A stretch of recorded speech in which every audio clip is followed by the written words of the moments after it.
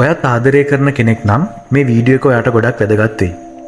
ඔයා දන්නවා ආදරය කියන දේ අපේ ජීවිතවලට සතුට වේදනාව ගෙනවා වගේම ඒකට පුළුවන් අපිව සම්පූර්ණයෙන්ම වෙනස් කරවන්න. ඒත් ඔයා දන්නවද මේ විශ්මිත හැඟීම ඇතුලේ ඔයාට හිතා ගන්නවත් බැරි තරම් බලවත් ජීව විද්‍යාත්මක සංසිද්ධියක් ක්‍රියාත්මක වෙනවා කියලා. ඉතින් අද අපි කතා කරන්න හදන්නේ ආදරය සහ විද්‍යාව අතර තියෙන බලවත් සම්බන්ධතාවය ගැන. මේ වීඩියෝ එකෙන් අපි ආදරයක් ඇතිවීමේ ඉඳන් ආදරයක පැවැත්ම දක්වා සිද්ධ වෙන සංකීර්ණ ජීව විද්‍යාත්මක සංසිද්ධිය ගැන කතා කරනවා.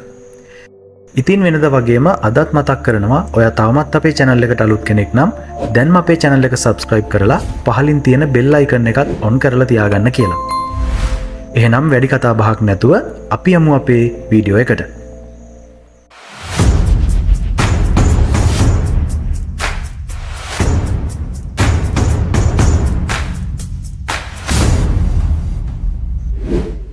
ආදරයක් ආරම්භ වෙන්නේ ආකර්ෂණය කියලා හඳුන්වන සරල මනෝවිද්‍යාත්මක උද්දීපනයකින්.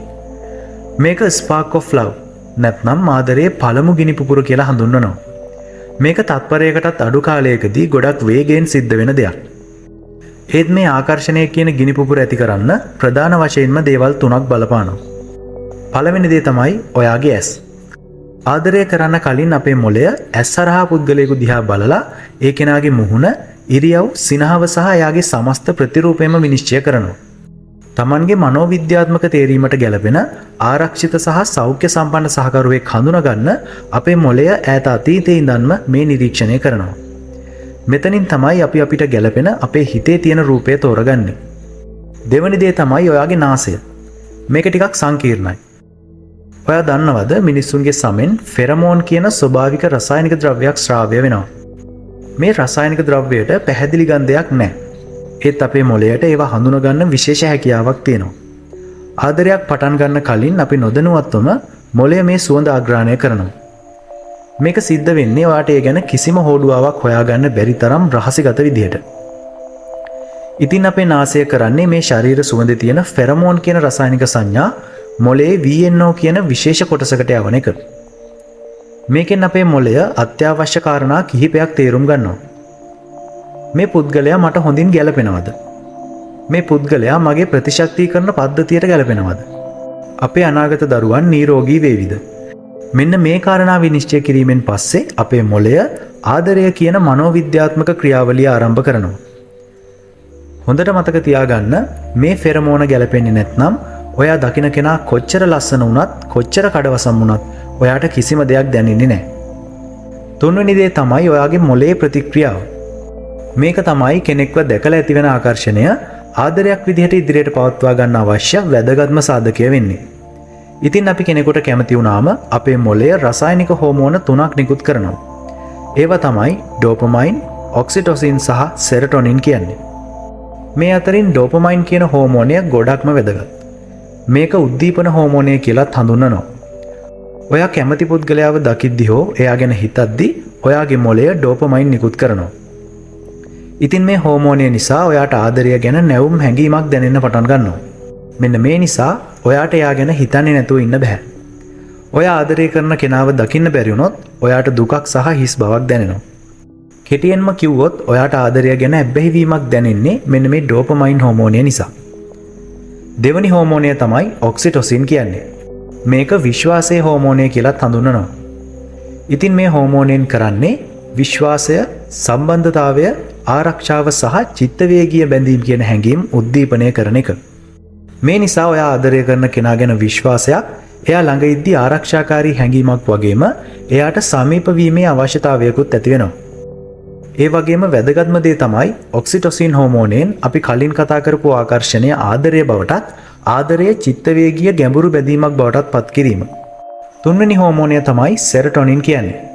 මේ හෝමෝනය අනිත් හෝමෝන වලට වඩා ටිකක් විශේෂයි. මොකද මේක තමයි ආදරයේ උමතු බව තීරණය කරන්නේ.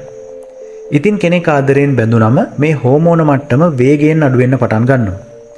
මෙන්න මේ නිසා තමයි ආදරයේදී ඔයාගේ මනස ටිකක් පිස්සුවෙන් වැඩ කරන්න පටන් ගන්නෙ. සරලවම කිව්වොත් මේ හෝමෝනේ අඩුවීමෙන් ඔයා කෙනෙක් ගැන දිගින් දිගටම හිතන්න පටන් ගන්නවා. එයා වෙනස් වෙයි කියන අවිනිශ්චිත බය ඔයාට දැනෙන්න පටන් ගන්නවා. ඒ විතරක් නෙමෙයි එයාගේ ෆොටෝස් බලන්න, පරණ මැසේජ් ආයෙ බලන්න වගේම එයත් එක ගත කරන මොහොතවල් හිතෙන් මවා ගන්නත් ඔයා උත්සාහ කරනවා.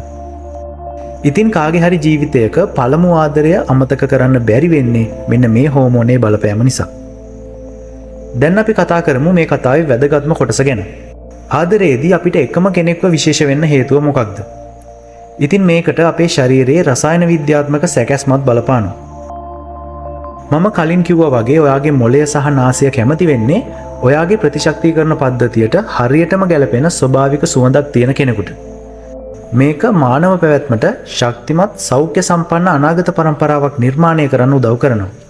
ඒ විතරක් නෙමෙයි ආදරයේදී ඔයා ආකර්ෂණය වෙන්නේ ඔයාගේ පෞරුෂයට ගැලපෙන පෞරුෂයක් තියෙන කෙනෙකුට වීමත් විශේෂ දෙයක්. ඔයා ස්වභාවයෙන්ම සංසුන් අහිංසක කෙනෙක් නම් ඔයා වැඩියෙන්ම කැමති සංසුන් අහිංසක කෙනෙක්ව තෝරගන්න. ඒ වගේම ආදරය කරන දෙන්නටම එකම සමාන ඉලක්ක තියෙනවා නම් දෙන්නම එකම විදිහකට හිතනවා නම් ජීව විද්‍යාත්මක වේ බැඳීම ගොඩක් ශක්තිමත් වෙනවා. ඒ විතරක් නෙමෙයි සමාන ජීවන රටාවක් සමාන අනාගත සැලසුම් සහ සමාන චිත්තවේගීය මට්ටමක් තියෙන දෙන්නෙක් ආදරයෙන් බැඳීමේ සම්භාවිතාවය ගොඩක් වැඩි වගේම ඒ වගේ සම්බන්ධයක් දීර්ඝකාලීනව පැවතීමේ සම්භාවිතාවයත් ගොඩක්ම වැඩි. දැන් අපි කතා කරමු මේ විදිහට ඇතිවෙන ආදරයක දීර්ඝකාලීන පැවැත්ම ගැන. කෙනෙක් එක්ක ආදරයෙන් බැඳෙන එක පහසුයි. ඒත් ඒ ආදරේ දීර්ඝකාලීනව රැඳිලා ඉන්න එක ගොඩක්ම අමාරු දෙයක්. සම්බන්ධතාවයක් පටන් අරගෙන මාස කිහිපයක් හෝ අවුරුදු කිහිපයකට පස්සේ අපේ මොළය දිගුකාලීන බන්ධනයක් ඇති කරගන්න වැදගත් රසායනිකයන් දෙකක් පාවිච්චි කරනවා. ඒ තමයි ඔක්සිටොසින් සහ වැසොප්‍රෙසින් කියන්නේ. මේ අතරින් ඔක්සිටොසින් කියන්නේ චිත්තවේගීය බැඳීම ශක්තිමත් කරලා මේ සම්බන්ධය ස්ථාවරව පවත්වා ගන්න එක. වැසොප්‍රෙසින් කියන රසායනිකය එකිනෙකා වෙනුවෙන් කරන්න අවශ්‍ය කැපකිරීම පක්ෂපාතීත්වය සහ යුතුයකම් වගේ දේවල් සම්බන්ධ හැඟීම් උද්දීපනය කරනවා. ඉතින් මේ නිසා ආදරය කරන දෙන්නෙකුට මේ ආදරය ඇතුලේ සුව පහසු සහ තිරසාර බවක් දැනෙන්න පටන් ගන්නවා. ඒ වගේම ආදරය කරද්දී අපේ මොළය තවත් විශ්මිත දෙයක් සිදු කරනවා. මේක තමයි නියුරෝන දර්පණය කියලා කියන්නේ.